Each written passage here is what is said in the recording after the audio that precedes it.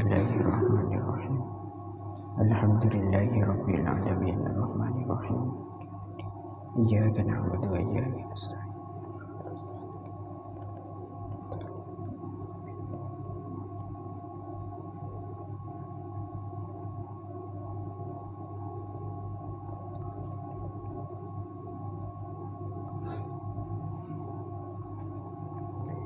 Bismillahirrahmanirrahim. Faqad qala al-mu'allif rahimahullahu ta'ala wa nafa'ana bihi wa bi 'ulumihi wa bi asrarihi fid dharain. Amin Allahumma amin. Bismillahirrahmanirrahim. Wa yuraddu ar-rajulu aidan az-zawju bi khamsati uyubin bil jununi wal judami wal baros.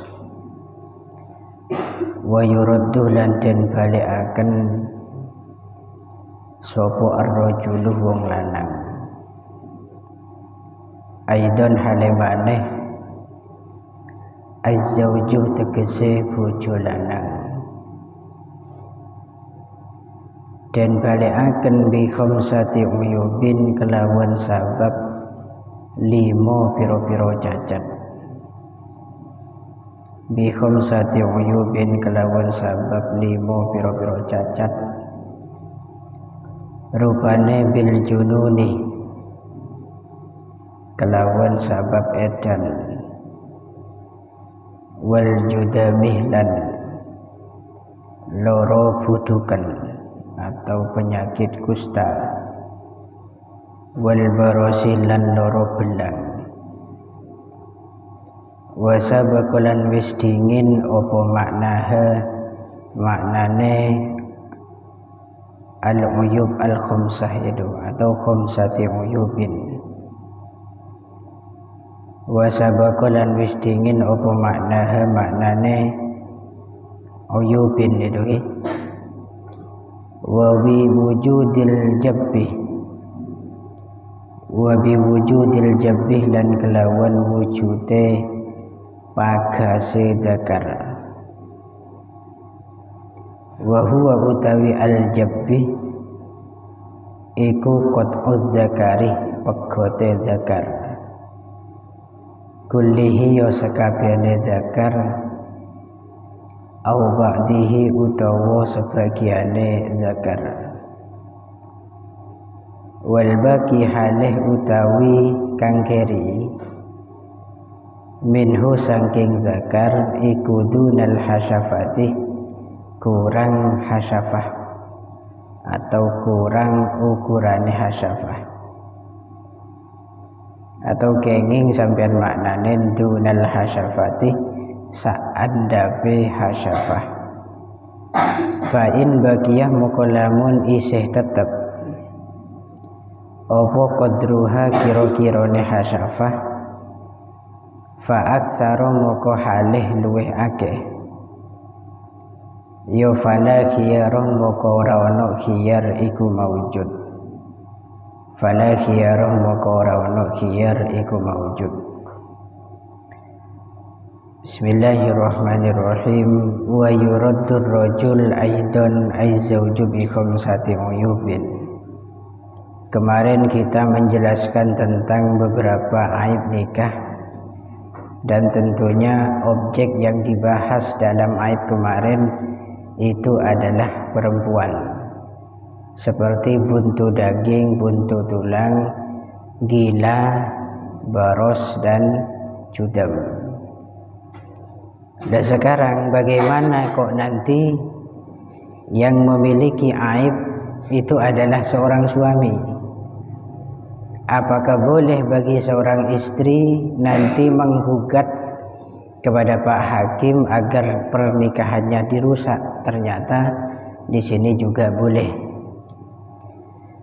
Jadi di sini kalau misalkan ada seorang suami memiliki 5 aib, yang 3 sama dengan aibnya perempuan, yang 2 ini khusus pada aibnya laki-laki.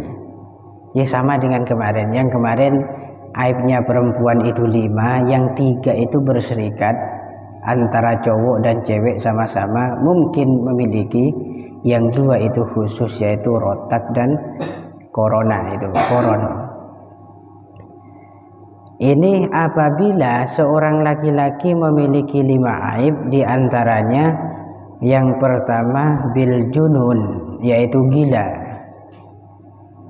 Baik gilanya di situ adbaqah au taqatta'a, gilanya secara terus-menerus atau sewaktu-waktu.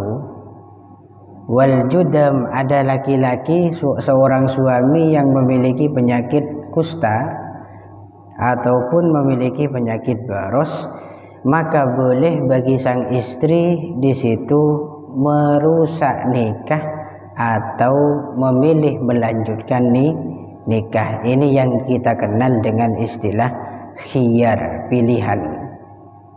Ini boleh. Bahkan di sini wa in tamasala, walaupun keduanya sama-sama punya aib, itu boleh. Contoh, yang perempuan punya penyakit judam, yang laki-laki punya penyakit belang, misalkan ya. Atau dibalik, yang laki-laki punya belang, yang istri di situ punya judam, atau sama-sama punya judam. Itu boleh bagi pihak yang satu atau pasangan yang satu itu menggugat agar rusak nikahnya itu dirusak, itu boleh. Bahkan di sini wa in kana alladhi fi man lahul khiyar aksara li annal insan yu'afi min ghairihi ma la yu'afi min nafsihi.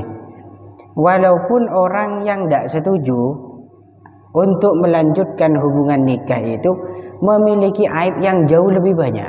Contoh misalkan ada pasangan suami istri, yang suami punya penyakit belang, yang istri di samping punya penyakit belang juga punya judam. Berarti aibnya istri lebih banyak. Di samping punya judam, dia juga buntu daging lagi. Kemaluannya di situ tersumbat. Setelah terjadi demikian, malah ujuk-ujuk ini, tiba-tiba sang istri itu lapor pada Pak KUA atau Pak Modin agar nikahnya di situ dirusak. Apakah boleh jika demikian ini terjadi? Itu boleh. Walaupun yang melaporkan itu pihak yang justru aibnya jauh lebih banyak. Kenapa kok diperbolehkan? Li'annal insan yu'afi min ghairihi ma la yu'afi min nafsi. Karena manusia itu tabiatnya itu tidak suka atau jijik pada penyakit orang lain, walaupun penyakit itu ada pada dirinya. Itu memang tabiat manusia. Men beda orang pretel getel sampean becik napanten nekuk telgetel orang. Becik sampean, walaupun sampean tak becik ndik telgetel tibi. Karena tabiat manusia memang demikian. Contoh gampangnya seperti yang sudah kami jelaskan kemarin, sampean yang jijikan orangnya kalau minum es itu biasanya sedotannya diseltek dulu agar tidak terkena ludah, padahal sampean juga punya ludah. Kenapa sampean tidak jijik dengan ludah sampean? Wong sedang kadang ludahnya orang yang sampean jijik itu justru lebih wangi timbang punya sampean. Kadang demikian. Contoh misalkan sampean pernah makan pete atau jengkol, pas kanjan lastare nyepak manisan, itu justru ludahnya beda. Yang satu wangi atau manis karena sudah terkena oleh manisan, yang satu di situ apek, beceng gara-gara sudah makan jengkol. Itu pun sampai lebih jijik ludahnya teman sampean, senajan itu manis dan senajan itu bau relaksa misalkan. Walaupun toh di situ ludah tersebut bau pete, tapi ludahnya sendiri itu tidak jijik sampean. Karena ini sudah menjadi tabiat atau karakter menetap pada diri manusia, sehingga boleh bagi pasangan yang juga punya aib menggugat rusaknya pernikahan. Namun ada satu masalah. Iya, kalau penyakitnya itu judam dengan baros, yang satu punya judam, yang satu baros. Bagaimana kalau keduanya sama-sama punya penyakit junun? Saya laki gila, saya bini gila. Bagaimana mau melapor ke Pak Kodi misalkan dalam kondisi junun, atau bagaimana dia di situ merasa jijik dengan pasangan, wong orang gila tidak punya perasaan, ya kan? Kan kata kemarin orang gila itu hilangnya sebuah perasaan di hati, atau zawalus syu'uri fil qalbi, hilangnya sebuah perasaan di hati.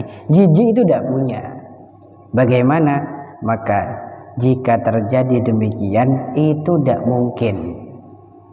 Oleh karenanya di sini disebutkan na'am al-majnunani yata'addarul khiyaru lahuma, bagi orang yang memiliki penyakit gila dan orang ini berjumlah dua orang, artinya dua pasangan sama-sama gila, itu dia itu tidak mungkin. Artinya ya ta'addar itu artinya memang tidak bisa, karena tidak punya khiyar, akalnya di situ sudah tidak berfungsi gitu. Terus fa in qila kaifa yatasawwaru sihhatun nikah wa thubutul khiyari lizaujati bi kullin minha idza kana muqarinan ma annahu yushtaratu li sihhatil 'aqdi ay yakuna az-zawju kuf'an laha. Ada satu persoalan lagi, bagaimana mungkin bisa digambarkan? Misalkan begini, ketika ada orang yang mau melaksanakan nikah, mau melaksanakan nikah, dilalah ketika akad sedang berlangsung. Ketika akad ini sedang berlangsung, malah nampak satu aib pada seorang suami, itu misalkan. Ketika nampak aib pada seorang suami, maka di situ nikahnya itu sah.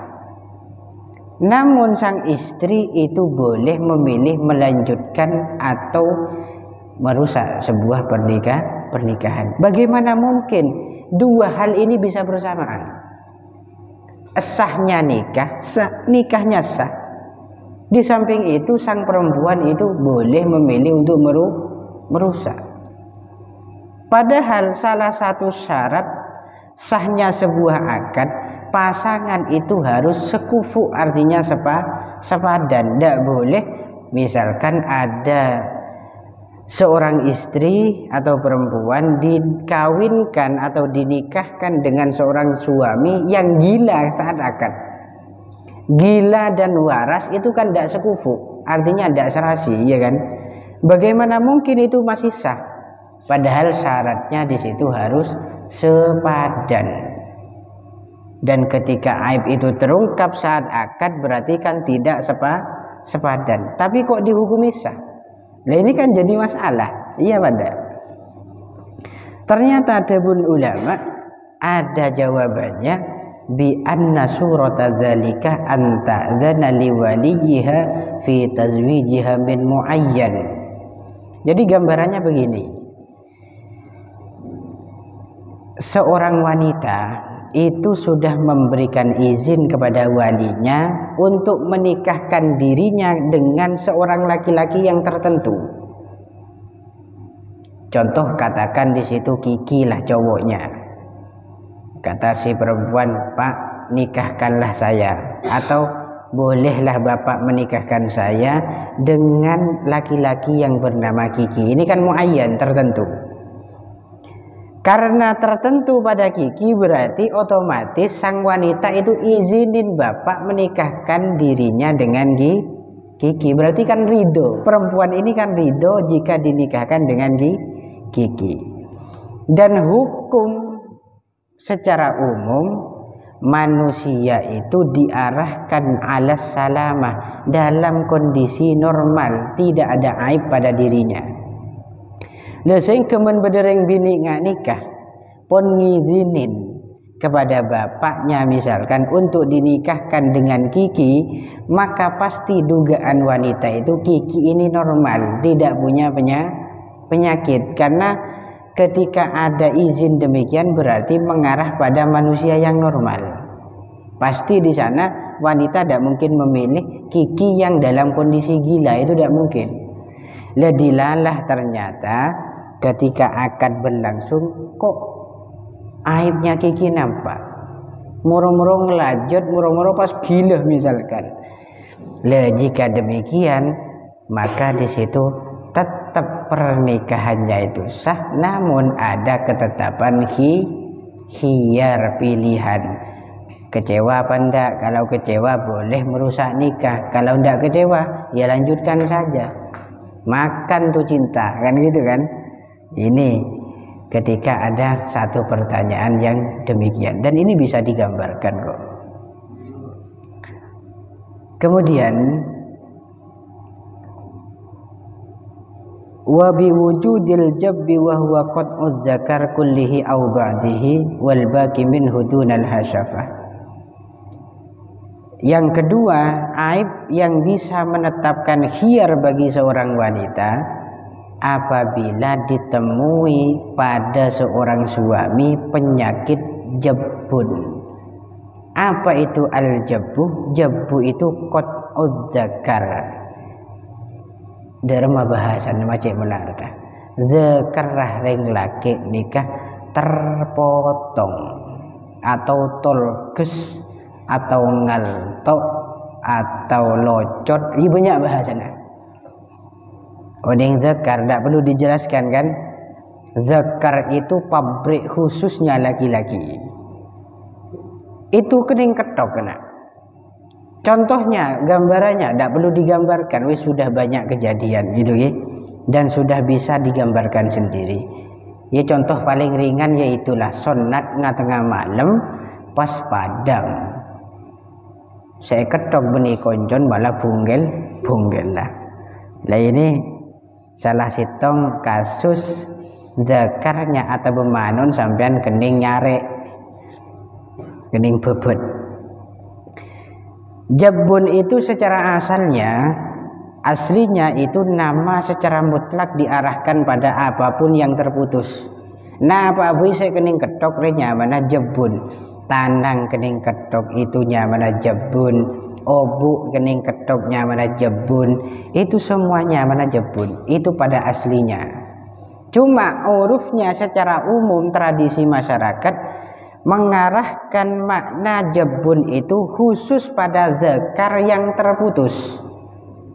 Ini khusus pada kemaluan laki-laki yang terputus, maka muncullah istilah jabun. Dan ini tidak ada perbedaan baik putusnya zakar disebabkan perbuatan istri atau orang lain. Gitu kan? Karena juga ada kasus dulu sampai masuk koran itu kan. Saking belis sering bini karena selingkuhin, akhirnya nggak tengah malam ketok non selake cerah men siti pada tak melo selingkuh na tak melo kok pada tak melo kan gitu kan. Lah walaupun ada upaya dari seorang wanita untuk mengetok kemaluan laki-laki dan berhasil terputus, maka tetap bagi perempuan boleh untuk menggugat rusaknya pernikahan. Ada khiyar nanti, ada pilihan, itu boleh saja. Walau ba'dal wat'i, walaupun itu terjadi selastarin wate, berarti sudah hubungan intim kok malah pegel sebini pas saya ketok ben sebini, maka boleh bagi sebini menggugat agar pernikahannya dirusak gara-gara sudah tidak berfungsi lagi ke laki-lakiannya. Apa gunanya berdereng laki, kan begitu kan, kalau itunya sudah terputus. Beda kasus nanti dengan unnah. Unnah ini batangnya ada, manuknya ada, tapi tidak berfungsi atau lemah syahwat alias impoten. Tahu maksudnya? Mongku manuk di situ dik-kedikan. Alay tak usah jelas lagi lebih dalam boleh. Ada dikit pas mengarahnya ke hal yang lain nantinya. Fala budda an takuna qoblal wat'i. Jadi kalau nanti masalah Nah penyaman unnah atau impoten, tak kuat tenaganya, maka harus terjadi sebelum wate. Kalau terjadi selastaren wate, misalkan gara-gara istrinya di situ terlalu parah dalam melayani sang suami sampai membuat kemaluan suami itu lemah, maka itu tidak bisa menetapkan hiyar. Artinya itu resikonya sang istri. Tapi kalau sebelum wate lastaren akad kok di situ sudah tidak mampu untuk melaksanakan jima karena tidak bertenaga, maka di situ boleh untuk dirusak pernikahannya. Dan ini mengecualikan al-khiso. Khiso itu kebiri, oning kebiri. Menkebiri itu telur manuknya yang di situ lepas atau disunat. Kalau khiso itu tidak ada khiyar gitu. Kok misalkan nanti ada perempuan yang menikah dengan seorang suami, dilalah pada malam pertama, loh kok tidak ada mesinnya ini misalkan. Ini kok tidak ada mesinnya, kok buntung misalkan. Tapi kok bisa punya tenaga, maka tetap tidak boleh menggugat agar pernikahannya itu dirusak. Ini tidak ada penyaman, ini sebuah pengecualian dari yang tadi. Bahkan bal yuqalu annahu aqdaru alaihi kama qala Ibnul Mulkin fi syarhil hawi li'annahu la yunzilu fala ya'taru bihi futurun. Jabul ulama, tidak ada alasan bagi seorang istri apabila suaminya tidak punya telur hingga dia berani menggugat nikahnya agar dirusak. Kenapa? Karena jika istri beralasan sang suami tidak kuat melakukan jima, maka itu bohong. Karena ada ulama yang mengatakan bahwa orang laki nikah menelang lor telurna itu jauh lebih kuat etempeng reng laki sebagai telur. Ini kedua pun ulama dan ini ilmu. Saya arahkan ini kepada santri, masalah-masalah semacam ini seputar ilmu. Jangan sampai sampean arahkan kemana-mana. Karena tanpa dijelaskan secara detail, maka ini tidak akan bisa terungkap dengan rinci gitu. Ada termasuk Imam Ibnul Mulkin di situ menyatakan bahwa orang laki setan di lor teloran itu kekuatannya jauh lebih kuat. Kenapa? Karena orang yang tidak punya telur itu tidak bisa mengeluarkan mani, tidak bisa inzal, sehingga fala ya'tari bihi futurun, tidak akan mengalami kendor, selalu tegang. Paham maksudnya? Ini faidah daripada hilangnya sebuah telur. Tapi kudu nyoon. Kudu nyoon kanak-kanak. Arep make ilmu ya. Tapi tak usah mohon-mohon kepada suaminya, Mas, kebiri saja. Tahu saja mau ternyata Mas Arapa encan kitab di situ pokok elang sedua aja kuat sampean Mas misalkan. Enggak perlu begitu. Ini juga jangan sampai terjadi gitu wis apa adanya. Terima napa gue itu. Pon fa'in bagiya qadruha fa aksara fala khiyar. Kalau dalam takribnya di situ wa huwa qad'u dzakari kullihi aw ba'dih wal baqi minhu dunal hasyafah. Jadi yang dimaksud jabin ini terputusnya kemaluan suami, batangnya itu yang nanti terputus tersebut itu mutlak, baik seluruhnya itu terputus sampai gen bungkel atau hanya sebagian dan menyisakan kurang dari ukuran hasyafah. Ukuran hasyafah itu berapa ukurannya? Ya tergantung nisbi, itu relatif tergantung orangnya. Sedang-kadang badaning 3 cm misalkan, maka kok sisa dari potongan zakar itu kurang dari 3 cm, maka boleh untuk khiyar. boleh memilih melanjutkan atau membatalkan atau merusak pernikahan. Tapi kok sisa dari potongan zakar itu melebihi ukuran hasyafah panjangnya, maka tidak boleh merusak nikah. Artinya tidak ada khiyar di sini. Paham nggih? Ini kalau kasusnya bagi laki-laki yang terpotong hasyafahnya atau zakarnya. Wa bi wujudil unnati wa hiya bi dhammil ain ajazuz zawj anil wad'i fil qubul. Allahu a'lam.